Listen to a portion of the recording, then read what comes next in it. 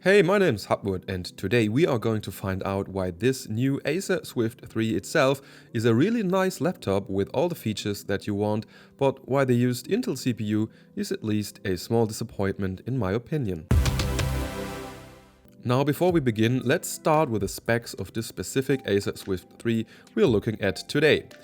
It comes with an Intel i7-1137H, which is a 4-core and 8-thread CPU, including the Iris Xe96EU iGPU, which in this case is a bit faster due to the 16GB of fast LPDDR4X 4266 MHz memory. A 1TB NVMe SSD with a reading speed of around 2GB per second and a writing speed of around 1.8GB per second. It also has a 16.1 Full HD IPS screen, a 55 Wh battery and a pretty small 65 Watt PSU.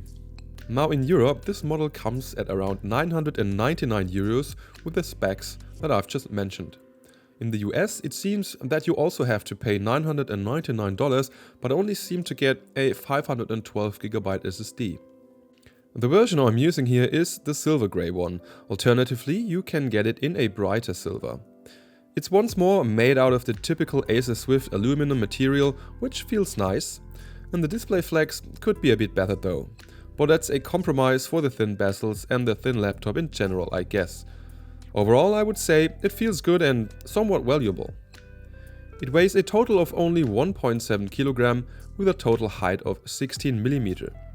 The screen size is half an inch bigger than your standard 15-inch laptop, but the laptop itself isn't noticeably bigger thanks to the thin bezels.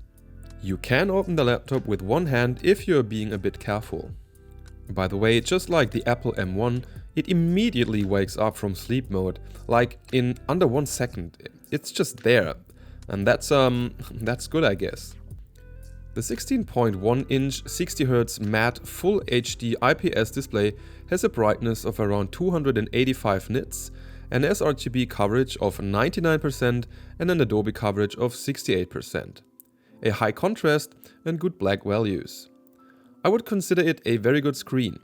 The display is using PWM to reduce brightness, but don't worry, you won't notice it due to the high frequency. I discovered some light backlight bleeding in the lower left area, which I could reduce when pulling back the display towards me, so it seems some kind of pressure from the chassis was causing this. The keyboard is actually quite firm.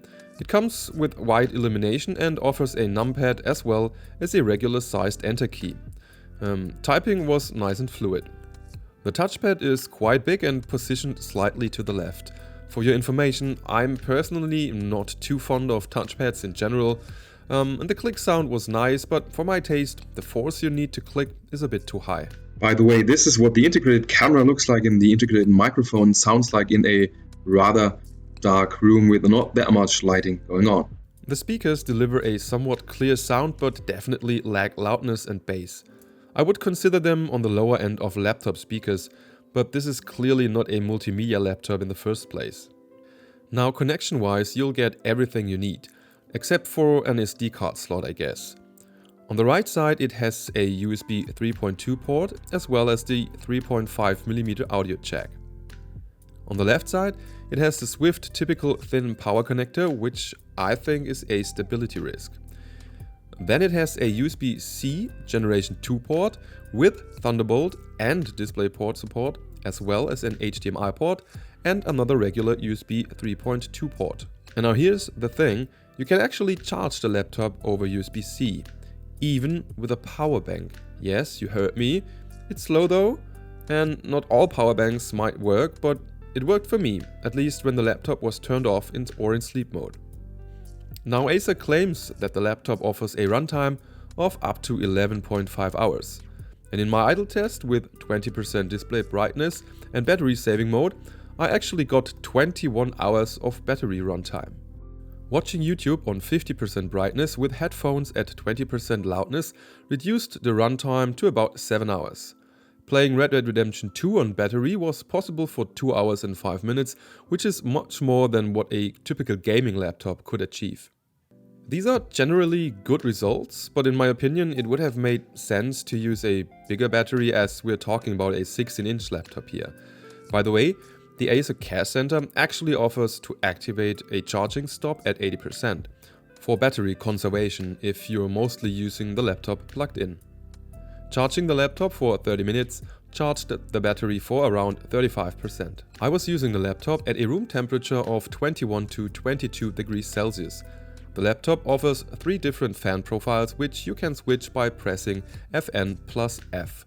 But whatever you choose, it's always super silent in every scenario, even though it's using 2 fans. Even playing games in performance mode is actually far from being loud, so that's a big plus for students and people that enjoy quietness, I guess. Watching YouTube on silent mode would actually turn down the fans to a non-audible level, and sometimes they would turn off completely. Under heavy load while gaming or rendering, the laptop is getting warm, especially above the keyboard, but it's never getting uncomfortable. The CPU temperature goes up to 100 degrees immediately after starting a Cinebench R23 run in performance mode. It's getting less warm in silent mode and won't thermal throttle that much. So after a while of full performance, it stayed around 85 to 87 degrees Celsius with a turbo of 3.5 to 3.6 GHz. When playing Cyberpunk 2077, I was getting around 78 degrees only for the CPU, because I was not able to read the iGPU temperature at all. Now the CPU has a long run TDP of 35 watt and a short boost TDP of around 45 to 55 watt. In PC Mark X, I was getting a score of 4740 on battery and 5116 when plugged in. In Cinebench R23, I was getting a score of 6184 in the first run and about 5836 after 10 minutes. And I was getting a pretty high single core score of 1526. In Geekbench 5, I was getting 5838 points plugged in and 5247 on battery. The single core score was around 1520. In Firestrike, I was getting a total score of 4950 with a graphics score of 5393, which is not bad, and a CPU score of 14891. The all-core turbo in Cinebench was around 3.6 to 3.7 GHz with a TDP of 35 watt, by the way. The laptop pulls around 55 watt from the wall when gaming and only around 15 watt when idling. And on battery, the CPU package power is around 21 to 25 watt when being under full load. By the way, by unplugging the laptop you only lose around 5 to 10% performance when gaming, so any game that runs okay plugged in would work just fine on the go, I guess. Silent mode actually allows for super silent and cooler gaming with basically no performance loss when I've tested it in Cyberpunk 2077. I mean, I wasn't losing more than 1 FPS, if at all. That was kinda weird though. Now the overall performance of the laptop is really okay. It's actually swift and it will easily handle everyday tasks. But Intel kind of failed to keep up with AMD in terms of low power CPUs when it comes to the number of cores and the multi-core performance. Even though the single core performance of this laptop is really very good and top-notch, it surely lacks cores and threads. Now that might not be important for some people as of now, but it's not very future-proof either, in my opinion. For example, AMD's Ryzen 5 5700U is around 52% faster in terms of multi-core speed in Cinebench R23, and 52% that's quite a lot. It's just that to me it kind of feels somewhat wrong to get a 4-core and 8-thread CPU in 2021 when you're paying $1,000 and it being an i7. But that's just a feeling, I guess. But let's have a look at some games now. The integrated Iris Xe96EU is capable of delivering some basic gaming performance for lighter games or even more up-to-date AAA titles if you're willing to lower graphics and/or resolution. The fact that the laptop's RAM is so fast actually provides a around 30% faster performance than on other Iris Xe laptops. In League of Legends, I was using medium settings and 1080p which resulted in an average FPS of 145 and a grade 1% low of 112. So that is of course perfectly playable. In Red Dead Redemption 2, I was lowering the resolution to 720p and using the lowest settings, which actually resulted in an average FPS of around 38 and a 1% low of 28, meaning the game is actually really playable. You could probably even raise the settings a bit or use 900p instead and still get more than 30 FPS in most scenes.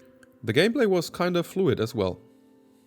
In Valorant, I was getting an average of 132 with a 1% low of 69 FPS in Full HD using low graphics settings, making the game very playable as well. And as my gameplay is really awful, I'm just gonna switch to the next game. In Forza Horizon 5 and very low settings on 1080p, I was getting an average of 50 FPS. And that should be enough for some casual gameplay, I guess. Actually, Cyberpunk 2077 is almost playable with around 30 FPS on average and a 1% low of 20 on lowest settings at 720p. I guess this is about what the PS4 version must have been like. I mean, it's better than nothing, I guess. Now let's have a conclusion. Due to its lightweight and good screen, combined with good battery life and its outstanding quietness, this new Acer Swift 3 from late 2021 surely is great for students once more again. It doesn't leave anything to be desired connection-wise, and for me personally the biggest con is probably the relatively low core and thread count, as well as some smaller manufacturing issues. But Acer is usually on the budget side of laptops, so you shouldn't expect super high-end quality in that price class. But overall, it's still a good laptop by all means. It won't be very useful to content creators, core gamers and artists, even though it surely can manage all of these tasks in a lighter way. Even stuff like Blender or video editing. If you're a bit more patient, that is. And of course, coding is perfectly fine on this laptop as well. You might be able to do lighter CAD stuff as well, thanks to the good single core performance and high frequency, but this is not a laptop you would get if you're working with advanced 3D CAD stuff for a living, I guess. Now that's all for today. If you liked the video, make sure to like or subscribe for more laptop reviews and GPU comparisons. Thanks for watching, see you next time, bye bye and tschüss.